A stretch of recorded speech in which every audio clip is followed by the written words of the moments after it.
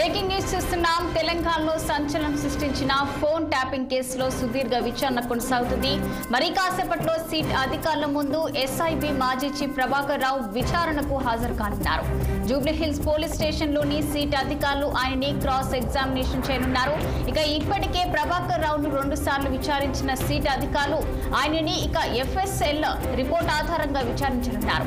కేసులో A1 నిందితుడుగా ఉన్న ప్రభాకర్ రావు గత ప్రభుత్వంలో పొలిటికల్ లీడర్లే లక్ష్యంగా ఫోన్ ట్యాపింగ్ కు పాల్పడినట్లు ఆరోపణలున్నాయి. కేసులో మరో నిందితుడు ప్రణీత్ రావు విచారణతో కీలక విషయాలు వెలుగులోకి వచ్చాయి.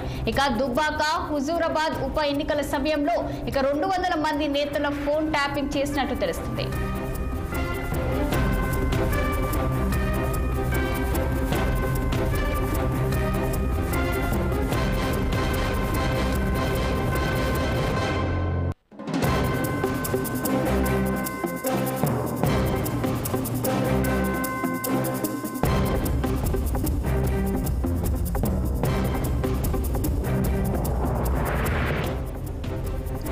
తెలంగాణలో సంచలనం సృష్టించిన ఫోన్ ట్యాపింగ్ కేసులో సుదీర్ఘ విచారణ కొనసాగుతుంది.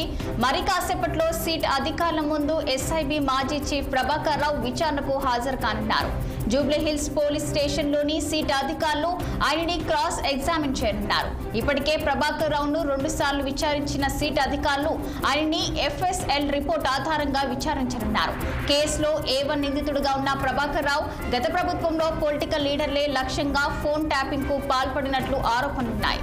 కేసులో మరో నిందితుడు ప్రణీత్ రావు విచారణతో కీలక విషయాలు వెలుగులోకి వచ్చాయి. దుబ్బాక హుజూరాబాద్ ఉప ఎన్నికల సమయంలో 200 మంది నేతల ఫోన్లు ట్యాపింగ్ చేసినట్లు తెలుస్తుంది.